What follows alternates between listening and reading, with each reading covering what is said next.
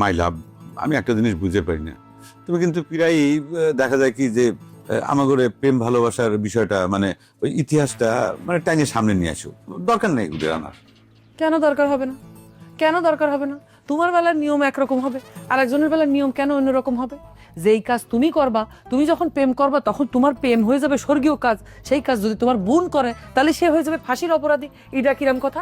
মাই লাভ, please, এই ধরনের একটা উৎসবের আগে এরকম বিতর্কিত একটা বিষয় তুমি সামনে টেনে নিয়ে এসে উৎসবের যে আনন্দ মানে সর্দার বাড়ির উৎসব উদযাপনের যে আনন্দ সেটা মিলান করে দিও না প্লিজ। তুমি আমার একটা কথা শোনো গোলাপ সর্দার, তুমি একজন ভালোবাসার মানুষ হয়ে বিশেষ বাড়ির মায়ের ভালোবাসা নিয়ে এসব বিজয় উৎসব আয়োজন করতে তোমার কি একটু বিবেকে বাড়তিছে না? না, আমার বিবেকে ভাবতেছে না। কারণটা হচ্ছে বিশেষ বাড়ির যে কোনো বিষয়ে যে কোনো ঘটনায় তাগরে চোখে যদি কালো পর্দা বাঁধা থাকে তখন কিন্তু বিবেক কোনো কাজ করবি না, শুধু আবেগের খেলা হবে, আবেগ কাজ করবে। আচ্ছা, তোমার একটা কথা কই, কথাটা মনে রাখো, রাজনীতি মানে কি? রাজনীতি মানে হচ্ছে জনগণের আবেগের সঠিক সদ্ব্যবহার। ক্লিয়ার?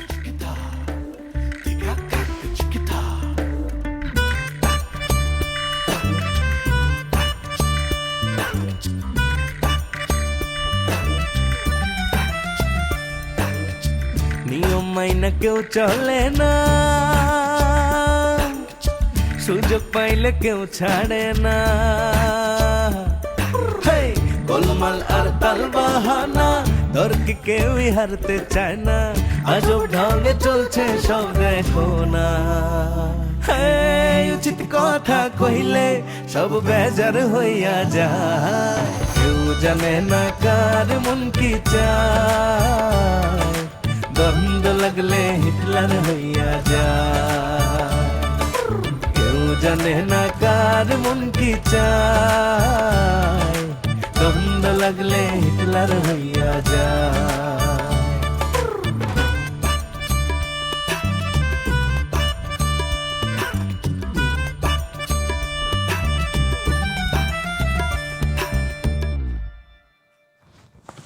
কামটা শেষ করবি তো?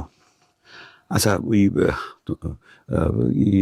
মিষ্টি কি করবো? দোকানের থেকে 20 কেজি 30 কেজি মিষ্টি কিনে নিয়ে আসবে নাকি বাড়িতে তুমি ওই যে সিমাই বা পায়েস রাখবে, কোনটা? 10-20 কেজি দিয়ে কি হবে কও? তুমি একটা কাজ করো, আশেপাশের যত এলাকায় যত গরুর ফার্ম আছে সব জায়গাতে সব দুধ কিনে নিয়ে আসো, 500 ডেক বসাও, যত ইচ্ছে মিষ্টি বানায়া নিজে বসে বসে খাও। আমাকে জিজ্ঞেস করবা না সব।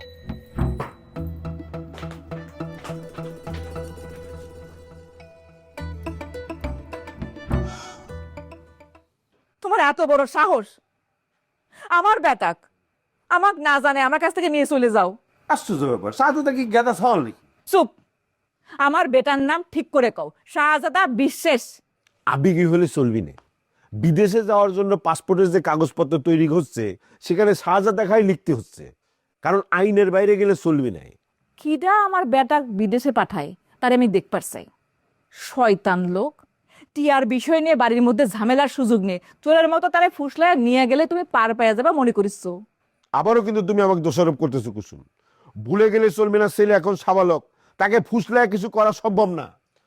আমি আবারও করছি, শাহজাদাকা স্বেচ্ছায় সজ্ঞানে সুস্থ শরীরে দেশ ত্যাগ করার সিদ্ধান্ত গ্রহণ করেছে। আমি বিশ্বাস করিনি আমার বেটা আমাক না জানিয়ে এরকম কাজ করবে পারি না। এইটার মধ্যে নিশ্চয়ই কোনো গিরিঙ্গিবাজি আছে তোমার। সেটা তোমার ব্যাপার, তোমার স্বাধীনতা আছে এটা চিন্তা করার। খবরদার আমার সাথে বুদ্ধিজীবী ভাব করে কথা কইবে না, আমার মাথায় কিন্তু রক্ত উঠে আছে। শয়তান লোক, আমার বেটাক আমার না জানে নিয়ে গেছো কিসের জন্য? এই, তুমি কিন্তু শয়তান লোক কয়ে কয়ে আমাকে অপমান করার চেষ্টা করতে চাও। তুমি যদি আসল কথা জানো, হ্যাঁ, কিসের জন্য তোমাকে না জানানো হয়েছে, তোমাকে যদি সেটা কই, তুমি কিন্তু বুকের মধ্যে আঘাত পাবে না। আমার বেটাক আমার বুক থেকে সরাই নিয়ে যাওয়া হয়েছে, এর থেকে বড় কোনো আঘাত নেই। কিসের সত্যি কয়া হোক, আমার শাহজাদাক আমার কাছ থেকে কি জন্য নিয়ে যাওয়া হয়েছে? সত্যিটা জানার তোমার খুবই ইচ্ছে, তাই না? তাহলে পরে করছি, শোনো, তোমার সাওয়ালি চাই নাই তুমি তার যাওয়ার ব্যাপারটা জানো, কারণ তুমি যদি জানো তাহলে পরে তারই যাবার দিবা না, তুমি আটকায় রাখবা। আমি বিশ্বাস করি না তুমি যেমনি করে কাউ কিছু না জানায় আমার বেটাক নিয়ে গেছো, ঠিক একইভাবে সকালবেলা উঠে যে আমার বেটাক ফিরাই নিয়ে আসবা, এটাই আমার শেষ কথা। আমি দুঃখিত, এই কামটা আমি করতে পারবো না। করতে পারবো না মানে? আমার কথা কি তোমার গ্রাহ্য হচ্ছে না? গৃহস্থ হওয়া না হওয়া কোনো বিষয় না। আমি আমার ছেলের উন্নত ভবিষ্যতের জন্য তাকে দাঁড় করায় দিতে আসতে পারছি, এ ব্যাপারে আমি নিশ্চিত, আমি শান্তিতে আছি। আমি চাইনে এরকম বাজে পরিবেশে আমার সওয়াল ফিরে আসুক। এর জন্য তোমরা আমার বিরুদ্ধে যা ইচ্ছা করতে পারো, আমার কোনো আপত্তি নেই, আমি প্রস্তুত আছি।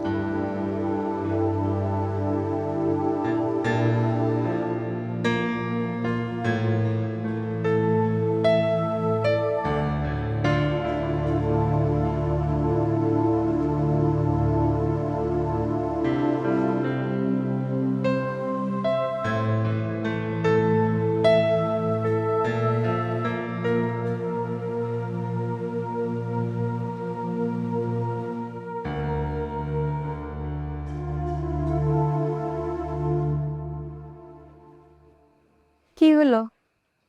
এরম ধুম মেরে বসে থাকলে কে? কোনো কথা কইছ না যে? বিশেষ বাড়ির মিটিং এ টিয়ার ব্যাপারে কি সিদ্ধান্ত গ্রহণ করা হলো? বিশ্বাস বাড়ির মিটিং এ কি সিদ্ধান্ত হলো সেটার কি তোমার কাছে কোনো মূল্য আছে তাইরা?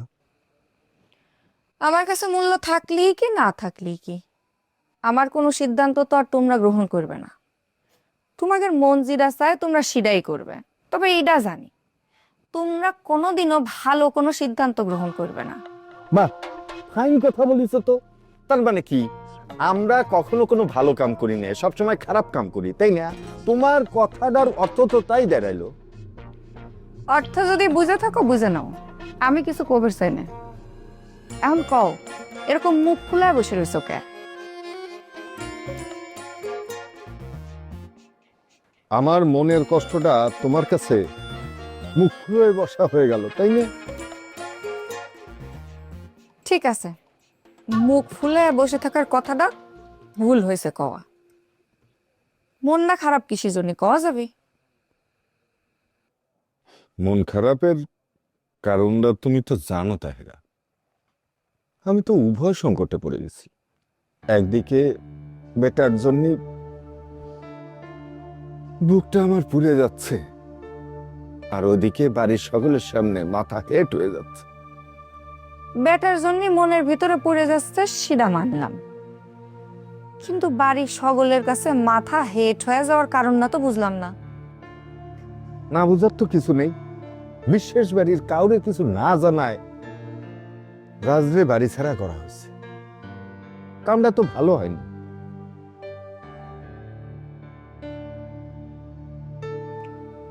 তোমাকে ভালো আর আমার ভালো তো এক না সাহেব বিশ্বাস। যত যাই কও তাহেরা, আমার বেটা এইভাবে ব্ল্যাকমেল করে বাড়ি ছাড়া করাটা একদমই ঠিক হয়নি। বাড়ির সবাই মাইন্ড করেছে, আমিও মাইন্ড করছি। তুমিও মাইন্ড করিস? আহা, তালি পারে ইডার শাস্তি স্বরূপ আমাক কি বিশ্বাস বাড়ির থেকে বাইর করে দিবে? দিবার পারো, কোনো আপত্তি নাই। এটা কি ধরনের হঠকারী কথা করছাও? কিডা এ দেখো দিন, কিডা? রাজ হলে আমার একটু দিয়ে দিন, কথা কও।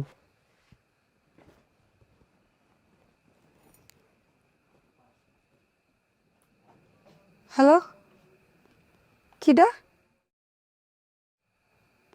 হ্যালো,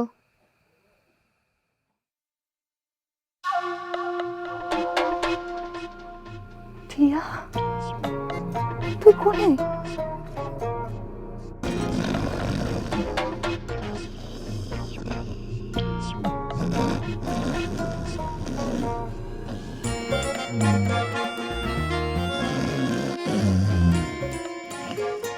এ বাচ্চা, বাচ্চা, এই বডি, এই বডি, এই বডি। এইরকম ভাবে কেউ ঘুমায়? হ্যাঁ, মরার মতো ঘুমাচ্ছেও। আমি তো মনে করছি সত্যি সত্যি মরে গেছো কিনা। মরে গেলে সেই দায়ভার তো আমার কাছে এসে চাপবি। কিছু মনে করবেন না স্যার, আসলে আমার ঘুমটা খুবই ডিপ। কারণটা কি স্যার জানেন? এই বিছনায় যাওয়ার আগে আমি আমার মাথার থেকে সব চিন্তা ভাবনা টেনশন সাইয়া ফেলায় দিয়া একবারে শটান হয়ে শুয়ে পড়ি। আর সারাদিন যে স্যার দখলটা যায় শরীরের উপর দিয়া, এটাও তো বিবেচনা করা লাগবে, তাই না? হ্যাঁ, সারাদিন তোমার শরীরের উপর দিয়ে কত ধকল যায়। তুমি সারাদিন মাটি কাটিছেও, হ্যাঁ, তুমি খড়ি ফাড়িছেও, সেজন্য এরকম মরার মতো ঘুম পাড়তেছেও, তাই না? হ্যাঁ, যদি ডাকাত পড়ে সেটা তো টের পাইবে না। হিংসা করবেন না স্যার, আমাগারের মতো গরিব মানুষের এই ঘুমটাই হলো আসল সম্পদ স্যার।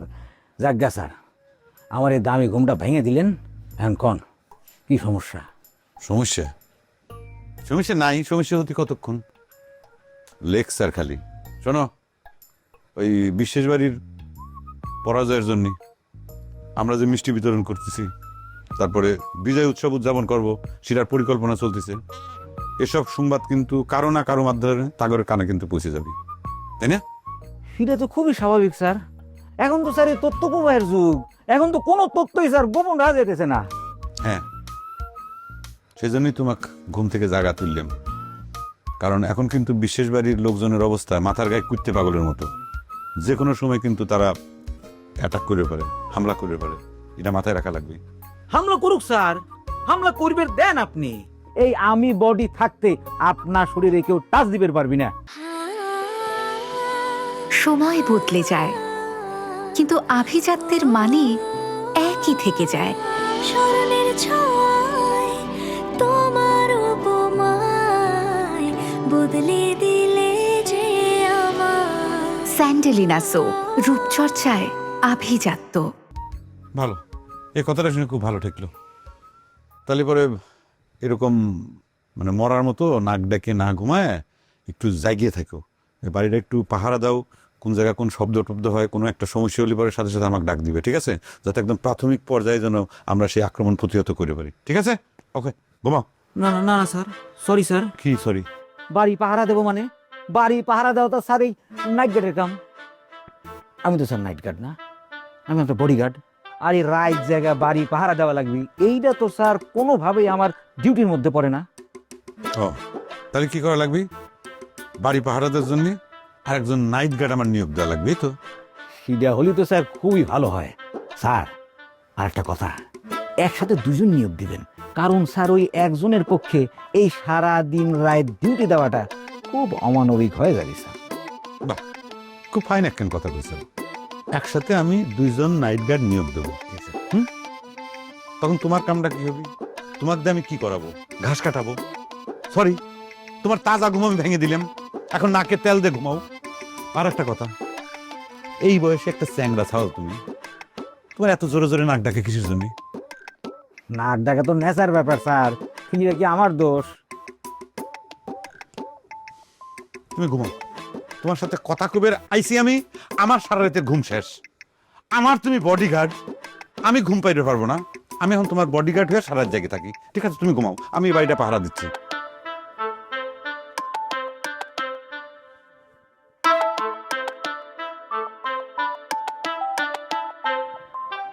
ঘুমটা নষ্ট করেছি তো, এটা কোনো কথা? হ্যাঁ,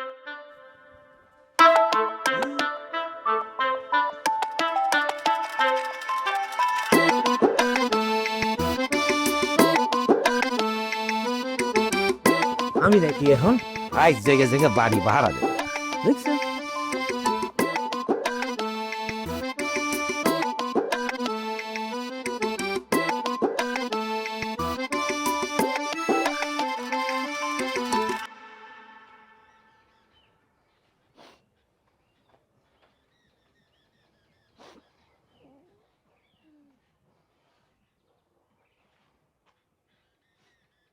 তুই এত কান্নাকাটি করিস না তো আপা।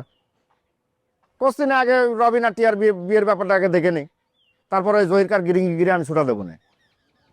পড়ে না মতি, তো যে করেই হোক আমার শাহজাদ আমার কাছে ফিরাই নি দে। এই জন্য টাকা পয়সা যা লাগে আমি ব্যবস্থা করতেছি। রে ভাই রে, বাবার টাকা পয়সাটা তো কোনো বিষয় না, কিন্তু শাহজাদাকে কোনে রাখেছে সেটার তো কোনো হদিসই নেই। সে তো করছে যে বিদেশ পাঠানোর জন্য তারা ট্রেনিং এ দিয়ে আসছে, সেখান থেকে নাকি ফ্লাইট। আমার তো মনে হচ্ছে তুই পাবনায় যে ঠিক মতো খোঁজ খবর নিলে উদ্ধার করবার পারবো। সেটা তো যাওয়াই যায়, অত একটা কাজ করে, যেমন করে পারিস জহির সাহেবের কাছ থেকে ঠিকানাটা একটু আমাকে জানিয়ে দে। তোর কি ধারণা ওই লোক ঠিকানা চালিয়ে দিয়ে দিবি? তুই কি এখনো বুঝতেছো না যে শাহজাদা আমার কাছ থেকে সরানোর জন্য এটা তারই ষড়যন্ত্র? ষড়যন্ত্র যে তার, সে ব্যাপারে তো কোনো সন্দেহ নাই, কিন্তু আমি তো ভাবতেছি অন্য কথা। শাহজাদা যদি স্বেচ্ছায় জাতি না চাইতো, তাহলে জহির সাহেব যতই ষড়যন্ত্র করুক সে কি কোনো সাকসেস হতে পারতো?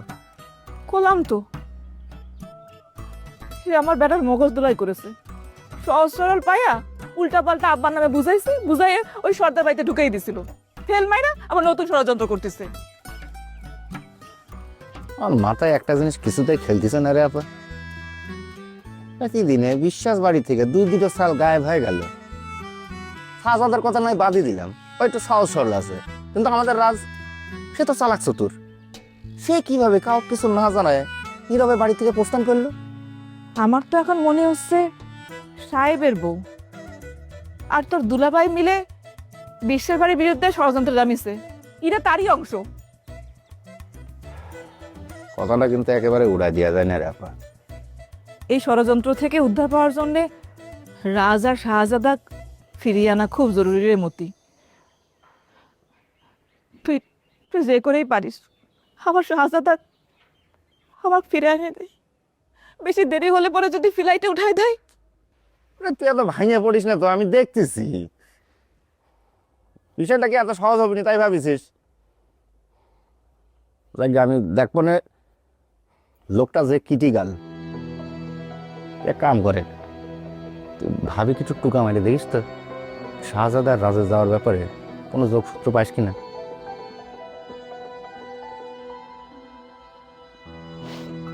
কাঁদিস না তো।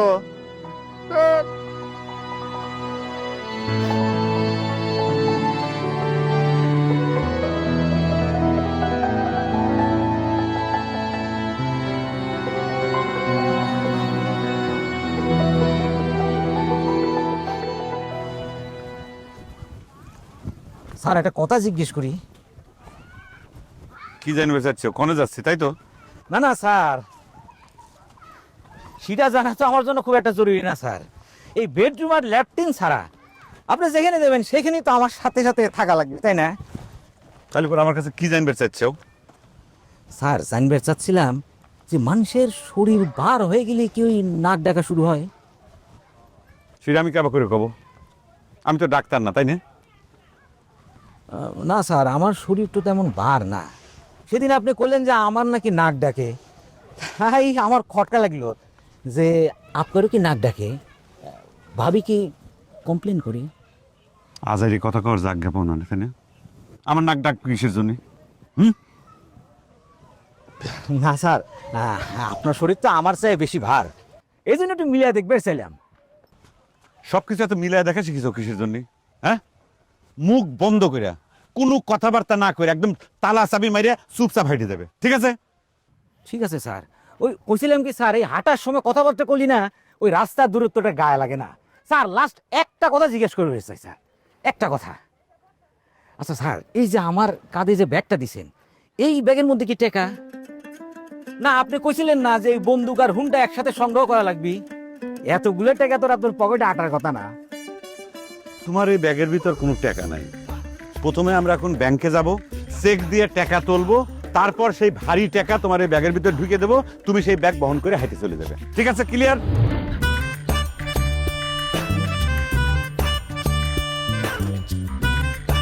আচ্ছা, আপনি কি বিশ্বের বাড়ির গর্বিত সদস্য?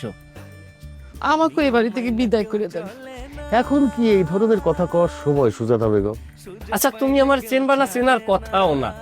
চাচা মিয়াই কোথায়? খারেন এখানে, খারেন। আর কখনো কোনোভাবে টিয়ার সাথে যোগাযোগ করার চেষ্টা করবা না। বিশ্বের বাড়িতে যাওয়ার কথা, ও বিশ্বের বাড়ির লোক কোন একটা নির্দিষ্ট উদ্দেশ্য নিয়ে ও সর্দার বাড়িতে ঢুকে পড়েছে। সব বেজার হইয়া যায়, কেউ জানে না কার মন কি চায়। দ্বন্দ্ব লাগলে হিটলার হইয়া যায়, কেউ জানে না কার মন কি চায়। দ্বন্দ্ব লাগলে হিটলার হইয়া যায়।